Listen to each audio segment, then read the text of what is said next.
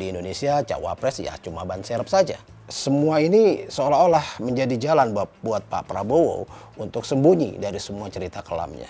Kamuflase ini ternyata sukses. Lahan pertanian segitu besar, yang katanya swasembada beras justru punya harga beras yang paling tinggi.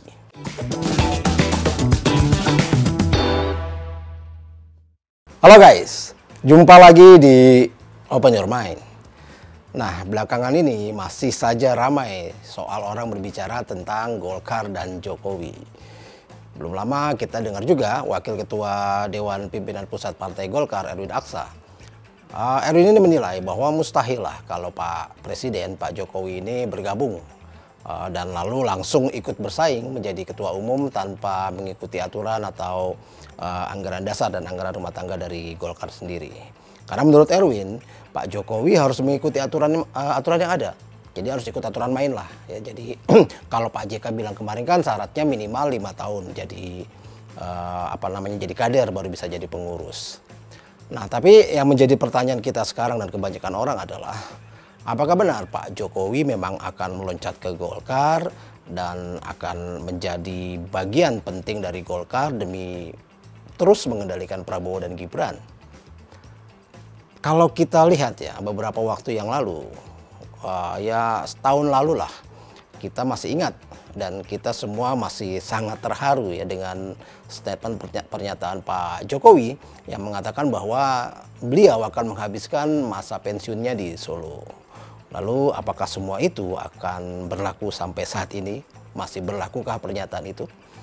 Kalau menurut saya rasanya sih tidak ya, karena kondisinya ini sekarang sudah sangat jauh berbeda. Sangat jauh dengan setahun yang lalu ketika dia memang masih sungguh-sungguh untuk mengamalkan semua jabatannya bagi kepentingan bangsa dan negara. Sudah menjadi rahasia umum bukan bahwa Pak Jokowi memang menyimpan motif untuk bisa menguasai tanah air kita. Semua bisa dilihat dari awal Pak Jokowi merestui anaknya untuk maju menjadi cawapres Prabowo, lalu dengan cara-cara yang dilakukan, menabrak konstitusi lewat lembaga negara, apalagi proses setelahnya. Kita sama-sama tahu banyak alat negara yang dikerahkan demi mengangkat Gibran menjadi cawapres. Nah, anehnya adalah bukan PDIP yang menjadi yang mengantarkan Gibran gitu, tapi justru malah Golkar. Nah, tapi kalau menurut saya posisi cawapres ini jelas bukan jabatan yang ideal buat Gibran. Apalagi Gibran kan masih pejabat baru ya, masih seumur jagung. Posisi cawapres sangat berisiko. Apalagi kita tahu di Indonesia cawapres ya cuma ban serep saja. Nah, maka dari itu Golkar ini akan menjadi kendaraan buat Gibran untuk menuju pemilu ini dan juga untuk mengamankan pemerintahan nanti.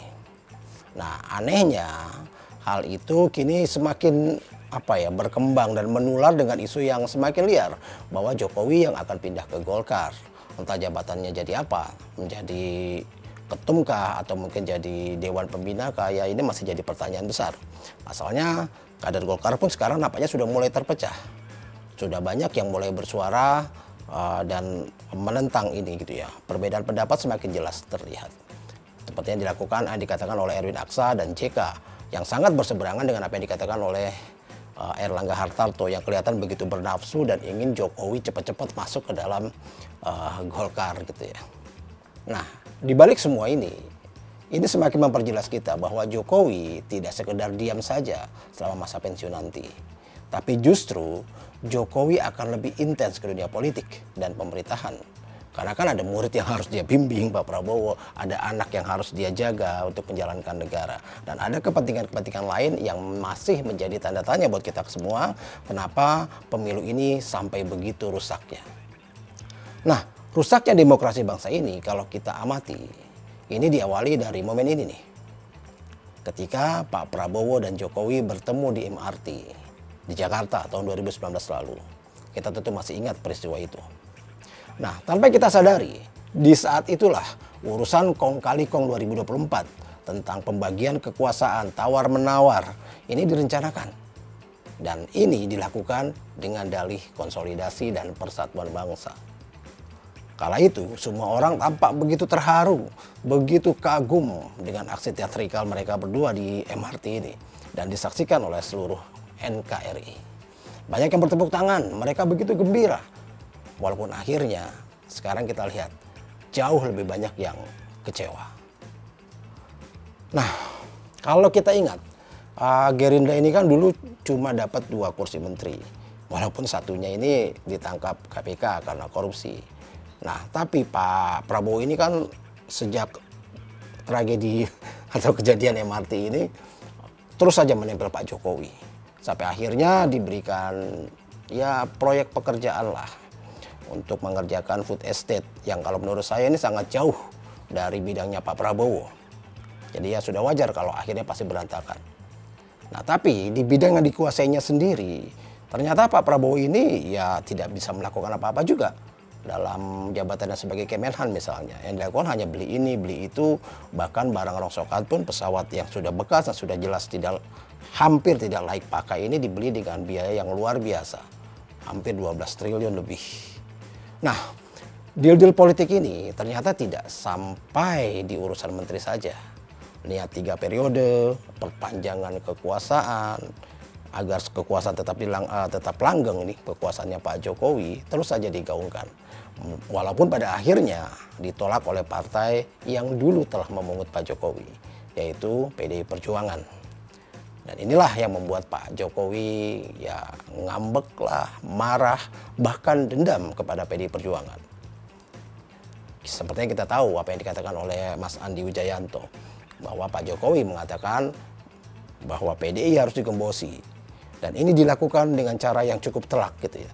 Memukul ulu hati PDIP dengan menyodorkan anaknya menjadi cawapresnya Pak Prabowo.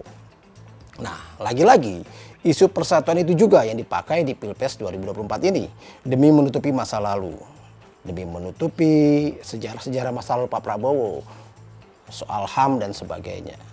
Dan semua ini seolah-olah menjadi jalan buat Pak Prabowo untuk sembunyi dari semua cerita kelamnya. Nah, kamuflase ini ternyata sukses membius kembali rakyat Indonesia yang tanpa disadari menjadi korban dari ambisi kekuasaan dan ambisi kroni-kroni serta oligarki yang ya nggak akan pernah merasa kenyang. Akhirnya masyarakat pun banyak yang sadar bahwa ternyata apa yang dikatakan Pak Jokowi ini bisa difahami sebagai kebalikannya. Nah, seperti misalnya soal beras. Pak Jokowi pernah mengatakan bahwa di seluruh dunia beras naik gitu ya. Tapi tak lama kemudian dibantah oleh Bu Sri Mulyani bahwa harga beras dunia turun kok 6,5%. Dan dia justru malah heran kenapa di Indonesia naik.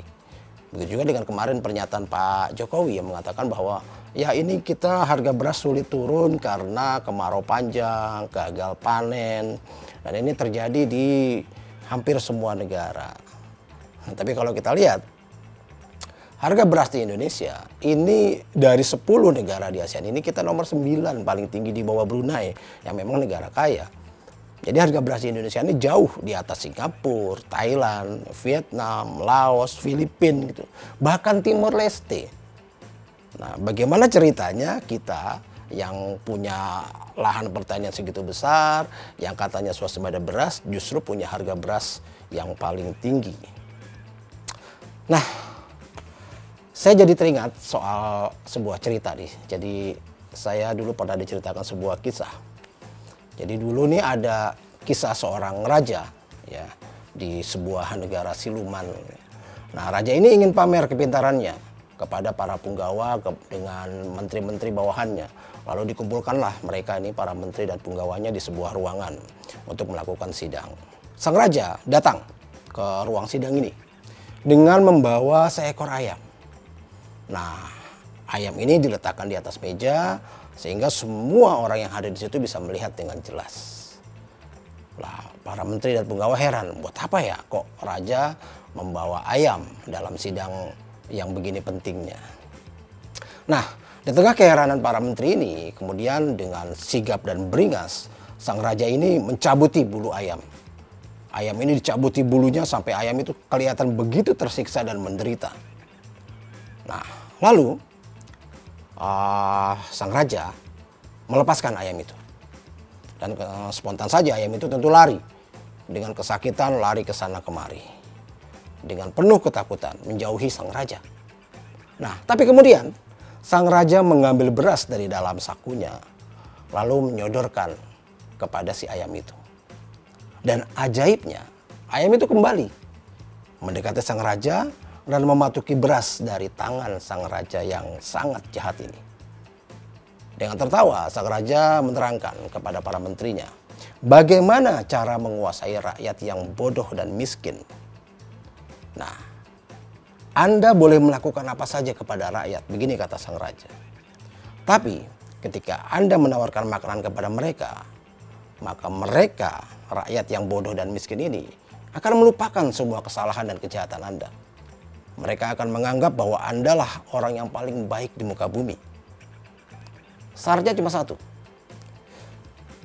Jaga agar mereka tetap bodoh dan miskin. Sehingga akan selalu tergantung pada Anda. Akan selalu bergantung pada belas kasih Anda. Nah, begitulah nasib rakyat di negeri siluman. Mereka terus dipertahankan agar tetap miskin dan bodoh. Terus dibuat agar tidak bisa berpikir, tidak punya rasa percaya diri. Sehingga selamanya mereka bisa dikontrol dan dikuasai. Mereka akan sangat mudah diadu domba, dibuat saling curiga dan saling memata-matai. Nah, dalam kondisi seperti ini akan sangat sulit sekali untuk menolong mereka. Karena mereka akan terus saling curiga. Dan mereka akan membenci siapapun yang akan merubah keadaan.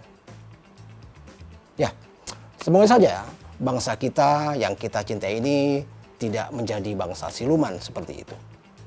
Semoga bangsa kita tetap ingat bahwa para pejuang, orang tua kita, founding fathers bangsa kita yang telah merelakan nyawanya berkorban bagi bangsa ini, kita masih ingat bahwa niat mereka adalah untuk membangun suatu bangsa yang adil, makmur, dan tentunya cerdas.